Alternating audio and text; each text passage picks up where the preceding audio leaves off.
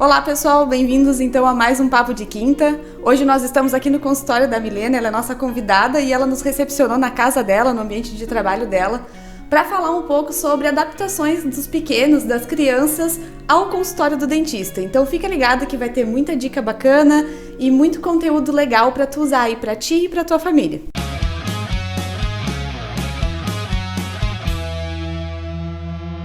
Então, Milena, eu acho que tu podia te apresentar para nós. Eu sei, eu já te disse teu nome, né, Milena, mas falar um pouquinho como que tu trabalha, como é que é a tua rotina hoje em dia, né? Depois a gente vai mostrar as imagens para vocês aqui do consultório da Milena. É um consultório bem bacana, é um consultório diferenciado. E tu pode explicar também um pouquinho do porquê que ele é assim, né? Sim. Bom, então eu sou a Milena, né? Fico muito feliz de poder estar participando hoje com vocês. Eu sou ortodontista, tenho especialização em ortodontista, trabalho com aparelhos, né? E também tenho residência em saúde da criança, uma residência multiprofissional em saúde da criança. Então trabalho bastante com odontopediatria também. Na verdade, são minhas duas grandes paixões, né? A ortodontia e a odontopediatria. Trabalho com clínica geral também, atendo adultos, então atendo desde 0 a 100 anos mais ou menos, e atendo basicamente mais crianças no meu consultório. Então vocês vão perceber que o consultório é bem direcionado ao público infantil, né? Um pouquinho o ambiente um pouquinho modificado para que possa abranger, né, essa faixa etária especial das crianças, né, que elas possam ter com a primeira consulta ao consultório ou com as consultas de rotina ao consultório, consultas leves, consultas tranquilas e que o ambiente possa ser lúdico para que elas possam se sentir bem acolhidas aqui no consultório, né? Trabalho bastante com as crianças, como eu já falei, né? Eu gosto bastante desse público, com todas as suas particularidades, com todos os seus desafios, porque independente da criança, a criança traz bastante desafio pra gente. E esse desafio diário, eu acho que é o que nos motiva também, né? A gente sair da rotina. Com criança, no atendimento odontológico, a gente não tem rotina. Isso é bem especial, é bem legal. Por isso que a gente quis te trazer, assim, e fazer um vídeo contigo, porque é uma rotina totalmente diferente, né? Para um adulto ir ao dentista é corriqueiro. Tu marca o teu atendimento, tu vai e tu faz o atendimento, tu volta, tu tem um acompanhamento, tu entende aquilo que tu tem que fazer de uma forma diferente, é mais descomplicado, vamos dizer assim. Por mais que a gente tenha, às vezes, alguma tensão, algum trauma, alguma coisa que nos barre um pouco, porque é normal na área da saúde, né, a gente ter algumas dificuldades, né, em ir tanto ao médico quanto ao dentista, mas para criança é diferente. Para criança tem que ter uma rotina diferente, tem que ser especializado. E eu queria que tu contasse um pouquinho para nós como que costuma ser essa rotina, principalmente com crianças autistas. E a gente comenta bastante aqui no canal também de como ter uma rotina para crianças com autismo, para crianças neuroatípicas. E eu queria que tu compartilhasse um pouquinho com a gente, né? A gente já estava conversando antes de gravar também sobre como é essa rotina, de como ela tem que ser mais sensível, tem que ter mais paciência, tanto da tua parte, quanto da parte da família, quanto da parte do terapeuta que também pode acompanhar a criança nesse processo. Conta pro pessoal como é que é e como é que a gente faz essa rotina diferenciada, né? A rotina ao consultório odontológico de toda criança, né? Independente de ser uma criança atípica ou não, né? O ideal é que essa rotina comece desde cedo. Essa consulta inicial, ainda bebê, perto do nascimento do primeiro dentinho de leite, é fundamental para qualquer criança. Para que essa criança possa se ambientar ao consultório, para que essas consultas possam ser consultas preventivas, né? Para que a gente possa fazer consultas de orientação também aos pais, né? Para que num primeiro momento, muitas vezes os pais pensam, mas ele tem um dente, ou não tem nenhum dente, por que eu vou levar ao dentista, né? Ainda se tem um pouco de uma cultura de que, bom, eu vou ao dentista quando eu tenho algum problema, quando eu preciso fazer alguma coisa. Os dentes do meu filho não estão cagados, mas estão um pouquinho sujos, estão amarelinhos, então eu vou levar ao dentista. Não, o que a gente tem que mudar um pouquinho esse pensamento? Eu vou levar o meu filho ao dentista porque vai nascer o primeiro dente e eu preciso estar munido de todas as orientações, eu preciso estar com todo o meu arsenal de informação, de orientação, para que eu possa prevenir qualquer tipo de doença bucal. Tanto a cárie como a doença periodontal, que são a gengivite, né, que é a inflamação da gengiva, são as duas doenças mais prevalentes nas crianças, nos adultos também, mas nas crianças, né? Por quê? Pelo acúmulo de placa da comida que fica, né, presente nos dentes, paradinha nos dentes, durante mais tempo. A cárie, bom, os carboidratos, né, açucarados basicamente, mas todos os carboidratos podem fermentar e desenvolver a cárie, né? E a gengivite também é desse alimento que fica parado ali. Se os pais já sabem desde o início, desde o nascimento do primeiro dente, que precisam fazer escovação pelo menos 2 vezes no dia, com uma escova de cerdas macias, cabeça pequena, né, com uma pasta de dente com flúor, a rotina dessa criança vai ser completamente diferente. Porque muitas vezes a criança, o filho da gente tem cárie, não porque a gente quer, ninguém quer que o seu filho tenha cárie, ninguém quer que o filho tenha uma doença periodontal, mas por realmente ignorância pelo fato, né, ignorância do conhecimento, por não ter o conhecimento, a gente acaba deixando esse cuidado um pouquinho, né, de lado e fazendo com que essas escovações sejam mais espaçadas, não sejam tão frequentes, com uma pasta de dente sem flúor. Então tudo isso é importante. Em uma criança típica, essa consulta com 6 meses, a gente vai passar as orientações para os pais, a gente vai fazer a primeira consulta odontológica da criança, a gente vai avaliar tecido mole, gengiva, vai avaliar a língua, vai avaliar, né, se o nascimento dos dentinhos está próximo, está chegando, se o primeiro dentinho que já nasceu tá tudo ok, né? Isso em qualquer criança a gente vai fazer. Nas crianças típicas, a gente vai seguir essa rotina de consultas de 6 em 6 meses, 4 em 4 meses, vai depender muito individualizado, vai depender do risco da criança ao desenvolvimento de alguma doença, a frequência das consultas. A criança que é autista, quando diagnosticado, isso que muito provavelmente não seja tão cedo, né? Normalmente é um pouquinho mais tarde, essas consultas podem ter frequências diferentes, mas uma criança que já vem desde cedo ao consultório tende a ter uma tranquilidade muito maior nas consultas, porque já está ambientada, já conhece o profissional, já conhece o ambiente, a família também já tem uma liberdade comigo, com o profissional, com o dentista, então isso facilita muito a rotina, né? O dentista ela vai ter que ir durante toda a vida. Então, o ideal é que sejam consultas preventivas, consultas de orientação em saúde, de educação em saúde, para que não se necessite fazer uma intervenção maior, porque daí é muito mais difícil. Para que não seja um processo traumático, né? Exatamente. Porque aí tu só vai ver aquele profissional quando tu tiver uma dor, quando tu tiver que fazer um procedimento de extração ou algo mais invasivo, né? Que é mais difícil, assim, nesse sentido. Antes tu estava comentando com a gente, quando uma criança atípica, geralmente quando ela é diagnosticada, por exemplo, com autismo, né? Ela vem com uma bagagem de profissionais, assim, né? E terapeuta ocupacional ou psicopedagoga, e nunca vem com um dentista incluso, né? E normalmente, né?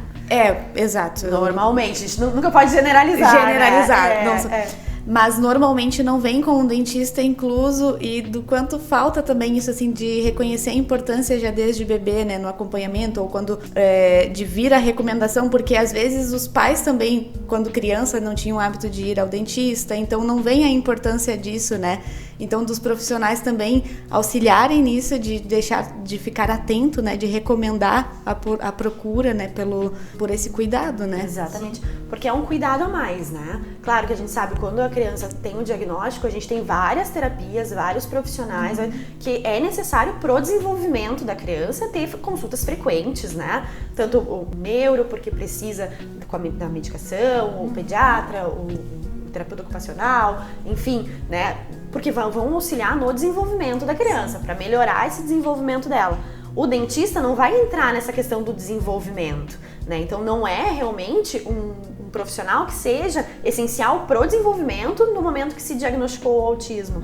Mas os pais recebem tanta informação, e eu acho que é um momento que eles têm uma bagagem, eu preciso procurar tal profissional, que acaba que o dentista fica em segundo plano, né? Porque não tá listado, né? Não fica em segundo plano porque os pais querem, mas porque realmente no turbilhão de informações ficou em segundo plano. E aí quando os pais percebem, olha, acho que tá na hora de levar o meu filho, aí já tá um pouquinho mais à frente do que seria o ideal. Claro, sempre é tempo, sempre é tempo. A gente vinha conversando, uma criança com 3 anos ao consultório, uma criança típica ao consultório, a gente precisa fazer uma adaptação dessa criança, a gente precisa construir um vínculo com essa criança, que normalmente a gente consegue fazer em uma consulta, 2 no máximo, né? A gente consegue vincular com essa criança, apresentar o ambiente do consultório, com todas as particularidades que esse ambiente tem, com sons diferentes. A gente consegue fazer isso em 1, 2 consultas, no máximo, né? Na grande maioria das crianças. Uma criança atípica, bom, a gente vai precisar de muito mais consultas. Não vai ser em 2 consultas que essa criança que tem algumas restrições de sensibilidade vai permitir que o dentista com a luva toque no rostinho dela, porque o toque da luva é diferente. Que vai permitir que a gente coloque o arzinho no dente ou mesmo na mão, porque o arzinho, ele, além do ar, da sensibilidade do ar, tem o som. Se vai fazer uma escovação com o nosso motorzinho, tem barulho. Eu comentei com as meninas a função também que o que acontece, às vezes a gente tá conseguindo manter o ambiente bem tranquilo, sem muito som, sem muita informação, e o compressor liga do lado de fora da sala e é um barulhão, né? E acaba que assusta a criança. E não tem como evitar.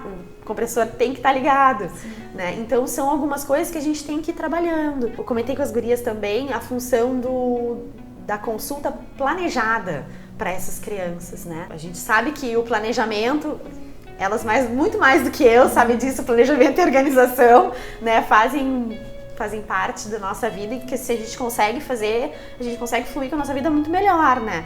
Mas o planejamento para essas crianças, a gente conseguir ter uma conversa com os pais, se essa criança tem uma terapeuta ocupacional, que essas pessoas venham, né, que essa rede da criança consiga vir ao consultório antes da primeira consulta, né? Bom, a primeira consulta com a criança vai ser a segunda consulta. A primeira vai ser com os pais e com essa rede. Para quê? Para que a gente possa bolar, olha, os pais vão me dizer, olha, o meu filho precisa que tudo seja antecipado, né? Que ele precisa dessa antecipação. O que a gente vai fazer? Vamos então fotografar o consultório, vamos fotografar desde a sala de espera, né? Vamos fazer esse caminho para ele conhecer. Quando ele chegar aqui, ele já vai lembrar. Os procedimentos também, olha, meu filho tem muito problema para dessensibilizar, né? É muito difícil para ele. Quem sabe, então, leva umas luvas, leva uns rolinhos de algodão, vai trabalhando com isso em casa com ele, para quando ele chega no consultório, ele já tá um pouquinho dessensibilizado. Facilita um pouquinho também o nosso trabalho. Essas consultas, como eu comentei, pra gente fazer uma adaptação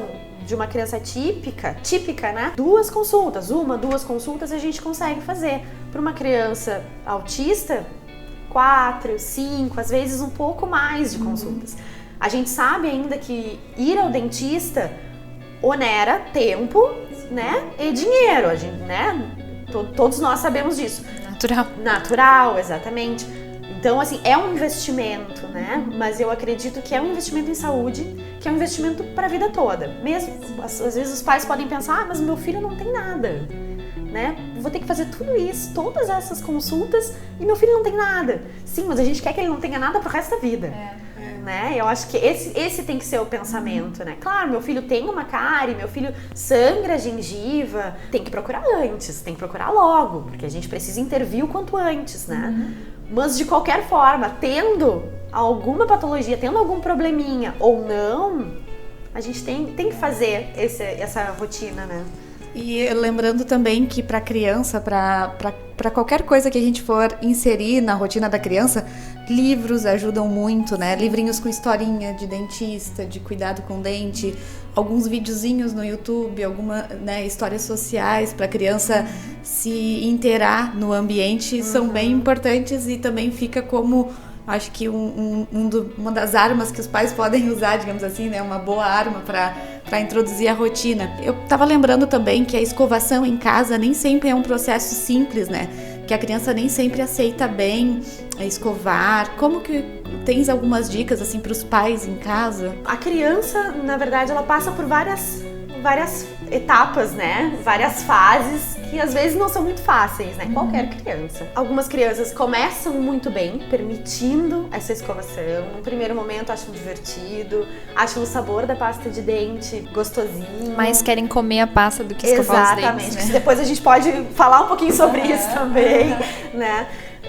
E num primeiro momento é interessante. Conforme essa criança vai crescendo um pouquinho, depois de um ano e pouquinho, essa criança vai adquirindo um pouquinho de autonomia e ela vai querendo fazer sozinha, né? Querendo pegar a escova de dente, pegar a pasta de dente, querendo fazer esse processo sozinha e não permitindo mais que os pais façam, né? É importante a persistência, né? Isso, eu sempre digo assim, a criança vai chorar para escovar, vai ter momentos que a criança não vai querer escovar, mas eu eu falo por mim e pelos meus filhos. Eu prefiro que chorem comigo escovando o dente do que chorem na cadeira para fazer algum procedimento. Então eu acho que são choros que a gente precisa matar no peito, né? E tem que assumir. Mas essa escovação, assim, conforme tá com... A partir de 1 ano e meio, 2 anos, a criança já compreende algumas coisas. Então é importante, assim, trabalhar com o espelhamento, é uma coisa que é bem interessante, né? Os pais, né, o pai ou a mãe ou o cuidador tá na frente da criança escovando o dente, a criança com a escova, escovando também. Claro, ela não vai ter motricidade, né, a motricidade necessária, né, para fazer essa escovação perfeitamente, mas ela vai estar adquirindo, né, essa autonomia, vai estar adquirindo essa motricidade para ir aos pouquinhos conseguindo fazer essa escovação. E com esse espelhamento acaba que traz um pouco mais de facilidade, né? Claro que depois dessa brincadeira, o ideal sempre é que o responsável, né, dê uma conferida e escove também. Termina, né, a escovação, né? Deixa a higiene bem certinha. Exatamente. Pode começar e depois a criança faz, ou primeiro a criança faz e depois o responsável termina, né? Isso da forma que os pais, né, acharem que fica melhor na rotina, né? Então, esse espelhamento é interessante. É interessante hoje, a gente tem a tecnologia, né, de vídeos, o acesso que a gente falou, né, Grazi? O acesso a vídeos no tablet, no celular, tem vários videozinhos que a gente pode colocar, que é as crianças escovando o dente, ou é um bonequinho escovando o dente, e a criança vai imitar também, né? Eu também, de certa forma, um espelhamento vai estar imitando esse bonequinho. Isso ajuda também bastante essas crianças. Até usar algum desenho preferido, né? Às vezes tem, exatamente, sei lá, vários. A Peppa escovando os dentes, os PJ Masks escovando os dentes. Pega lá o personagem da criança. Crianças menores, tem o Bita, que eu amo, é uma das minhas músicas preferidas do Bita, é a música de escovar os dentes, então assim, apresentem o mundo Bita, que eu acho que é bem legal, com essa musiquinha de escovar o dente. E para crianças atípicas, que também são muito visuais, é interessante a gente fazer desenhos, né? E colar no banheiro mesmo, né? Em cima da pia, colar, olha, um primeiro bonequinho colocando pasta de dente na escova, um segundo bonequinho com a criança colocando a escova na boca, um terceiro bonequinho escovando o lado direito, escovando o lado esquerdo, até a finalização, né? Que também é importante mostrar o momento do fim, né? O que eu faço quando eu termino? Exatamente, o que eu faço quando eu termino, né? Ter um copinho com água é muito interessante, tá? Nesse copinho, a criança para fazer o bochecho e cuspir, né? E também para finalizar, para colocar a escova dentro do copinho, porque também ajuda eles nessa questão visual. Terminei, larguei a escova dentro do copinho. Então isso é uma coisa que é bem interessante. A gente tem algumas dicas também de como fazer esse painelzinho no mural de rotina. No vídeo que a gente falou sobre como montar a rotina, a gente deu um exemplo ali, né? Tu comentou que tem um manual pronto também, né? Pra quem não quiser ir atrás de figuras, porque hoje a gente tem vários recursos, a gente pode fazer personalizado da forma que quiser, mas também tem o manual da USP, né? Tem um manual que foi feito por um pai e uma profissional. Um manual bem simples, assim, ele é bem sucinto, mas ele tem essas imagens prontas. Então é bem interessante, porque não precisa nem pesquisar muito, assim. Se colocar manual, dentista e autista, se eu não me engano, assim a gente vai encontrar bem fácil. Ótimo. Só baixar essas imagens, imprimir. Acho que interessante dar uma plastificada, ou pelo menos colocar alguma coisa ali. Coloca no banheiro, que vai facilitar bastante a rotina, né? No outro vídeo também, a Graça estava me lembrando, que a gente fez um vídeo com a Fábio, e ela mostrou alguns pontos que eles usam na rotina deles para escovação com o Vitor Hugo. Eles adquiriram tanto a escova elétrica quanto um método de previsibilidade do término daquela atividade de escovação. Então eles contam até 15, até 20, dependendo do que ele comeu, de quanto tempo ele precisa ficar escovando. Eles fazem uma contagem para terminar aquele momento. Isso é ideal, assim, isso é muito bom, essa questão da previsibilidade, a criança saber, vai ser até 10, né? Mas o que é o ideal, né? Claro que contando de 1 até 10 a gente não consegue escovar toda a boca, né? Então dividir a boca em quadrantes, né? Vamos escovar essa parte de cima até 10. Essa parte de cima até 10. Divididinho em quadrantes, contando até 10, né? É interessante. E aí na frente fazer, vamos fazer bolinha, bolinha, bolinha, bolinha. E aí e sempre falando, explicando pra criança o que vai ser feito. Isso ajuda bastante. Né? Explicar bastante. Por mais que tu ache que, mas eu vou falar e ele não vai entender. Mas aí, ao mesmo tempo, também a criança tá associando a fala, aquele gesto, aquela ação, né? E aí, aproveitar nesse momento também para usar o espelhamento, que nem tu falou, porque criança aprende imitando. Nós somos os maiores exemplos deles, como a gente fala em quase todo vídeo. Isso é muito importante. E eu queria te fazer uma pergunta bem técnica a respeito da escova elétrica que a Fábio trouxe para nós. E eu tenho algumas dúvidas bem sinceras mesmo, assim. Ela é eficiente? É um bom recurso para criança que tem talvez uma barreira sensorial de outra pessoa tocando, outra pessoa muito próximo da boca? Porque criança autista principalmente tem muito essa questão assim orofacial, né? De alguém tocar, de alguém estar muito invasivo ali, muito próximo. E aí talvez a escova elétrica nesse momento possa trazer mais independência e, né? Na verdade, assim, a escova elétrica, para a criança poder fazer sozinha, ela tem que ter pelo menos uma percepção da localização dos dentes, né? Que ela tá chegando no fundo, que ela tá nos dentes intermediários, que ela tá nos dentes da frente. Porque senão, de igual forma, mesmo com a escova elétrica, pode chegar faces do dente que essa escova não chegou. Sim. Né? Então, ela auxilia, porque vai um pouco mais rápido, mas ainda assim, dependendo da criança, o cuidador que tem que assumir essa responsabilidade de escovação, né? Até porque a criança pode passar a escova somente na gengiva, não pegar no dente, ou pegar só na parte que morde do dente, não pegar nessa face do lado, que fica perto da gengiva e que acumula bastante placa. Ou dentro, que é o mais difícil ainda por causa da coordenação. Exatamente, exatamente. Então, assim, a escova elétrica facilita, mas eu acho que ela é de cuidado do cuidador, né? De responsabilidade do cuidador. Sim. Né? Eu acho que nos ajuda, mas sendo o cuidador a fazer essa escovação. Né? Uma das coisas que a escova elétrica ela é boa porque ela tem o cabo mais alongado. E isso sempre é importante assim, em crianças que são atípicas, que esse cabo da escova seja mais comprido, justamente para não deixar essa mão tão pertinha. Né? Escova de criança, de faixa etária de 2 a 4, de 2 a 6, normalmente tem o cabo pequeno, para a criança pegar. Né? Mas para essas outras crianças, né, que não são típicas, esse cabo tão pertinho faz com que a mão do cuidador fique encostada na boca. Então, para eles é mais uma dificuldade. Então, sempre procurar escovas que sejam com um cabo maior. Talvez não sejam escovas infantis, sejam escovas de adulto. O que vai cuidar? Que a cabeça dessa escova seja pequena, o cabo longo, cabeça pequena para que possa entrar nos cantinhos lá com mais facilidade e cerdas macias. Isso é uma coisa que sempre tem que cuidar. Para crianças atípicas, eu acho que essas escovas direcionadas para a idade não se enquadram muito. É melhor que vejam uma escova que o cuidador consiga acessar essa cavidade bucal da criança e consiga chegar nos cantinhos que precisa de uma forma mais tranquila. Pode surgir, mas elas não são tão bonitinhas, mas elas não são...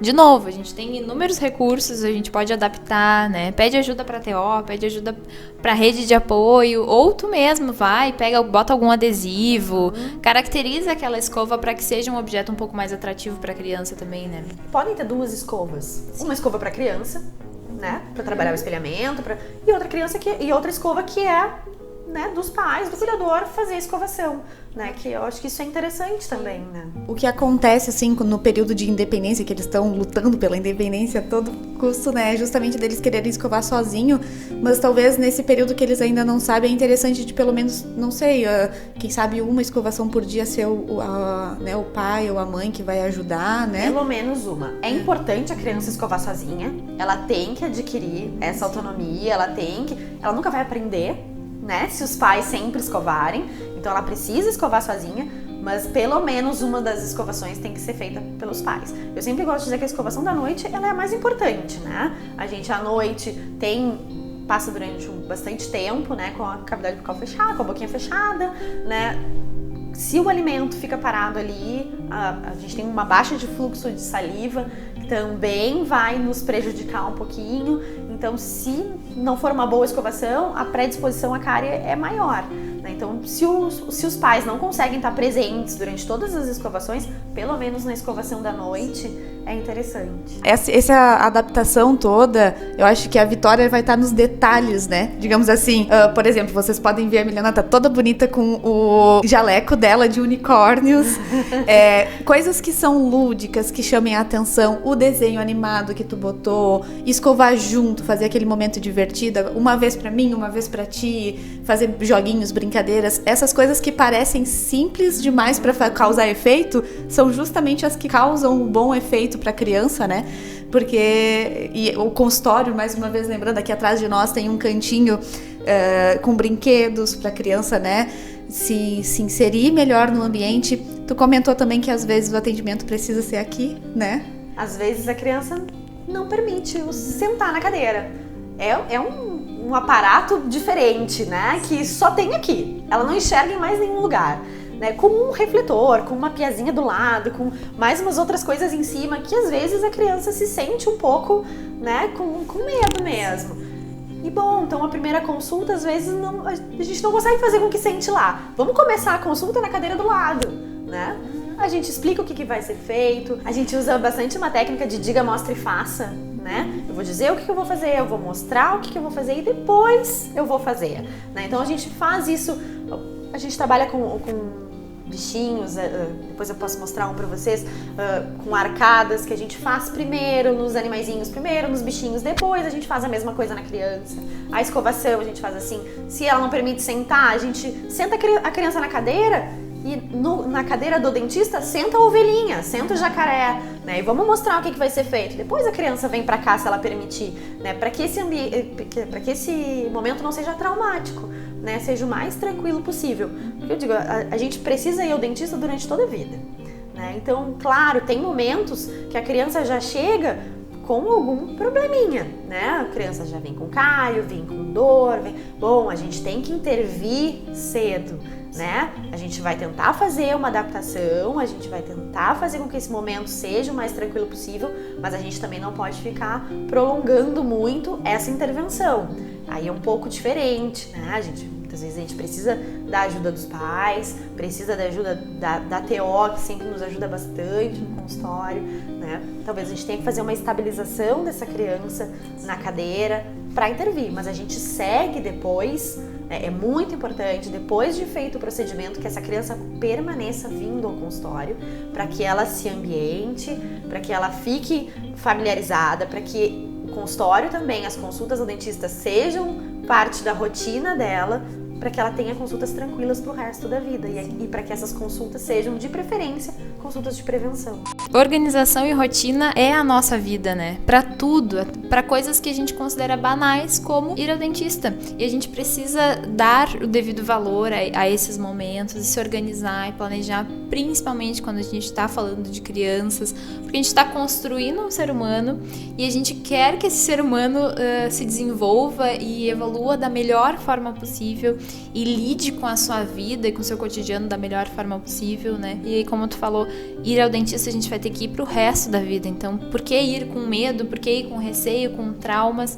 A gente tem que se planejar, tanto a parte da família, né? A família tem que se planejar e tem que se organizar, quanto o profissional que vai receber essa criança também, né? É um processo que envolve paciência, que envolve muita dedicação, muita sensibilidade e muito planejamento, porque tu tem que ter um consultório bem estruturado, tu tem que saber como é que essa criança vai chegar, tu tem que fazer um contato com a família, com os terapeutas, são várias questões, nossa, assim, ó, muito legal, as tuas contribuições muito importantes, muito fundamentais e, gente, vamos nos organizar, vamos nos planejar.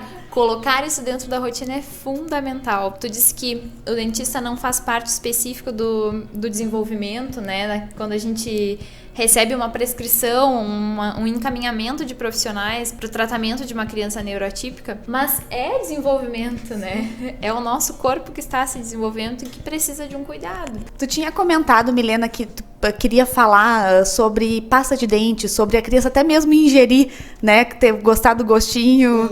Isso. Tu podia falar um pouco pra gente? O primeiro ponto que é importante comentar é que pasta de dente tem que ser tratada como uma medicação. E essa pasta de dente não pode ficar de responsabilidade da criança, né? A pasta de dente, ela contém flúor na composição. Esse flúor, se ingerido em excesso, ele pode trazer prejuízos para a criança. Tá? O que a gente tem que cuidar? Algumas coisinhas a gente precisa sempre perceber no rótulo da pasta de dente. Hoje em dia, praticamente todas as pastas do mercado estão dentro das normas.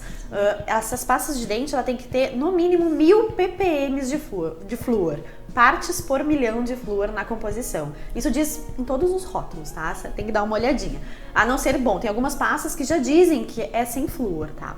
Hoje em dia, a Sociedade Brasileira de Pediatria, a Sociedade Brasileira de Odontopediatria, a Sociedade Americana de Pediatria já orienta que a partir do nascimento do primeiro dente de leite, essa criança já tem que usar uma pasta de dente com flúor.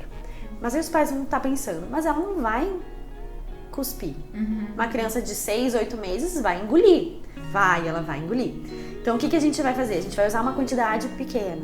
A gente sabe que usando uma quantidade equivalente a meio grãozinho de arroz cru, bem pouquinho, 2 a 3 vezes no dia, essa criança engolindo toda a pasta que ela vai engolir, não vai trazer prejuízo nenhum e ela vai estar prevenindo a cárie. Conforme essa criança for crescendo, essa quantidade de flúor na escova de dente vai aumentando junto com ela, né? Ela vai passando até dos 6 aos 2 anos, ela vai passando meio grãozinho de arroz cru. A quantidade equivalente a meio grãozinho de arroz cru. 1 grãozinho de arroz cru no máximo.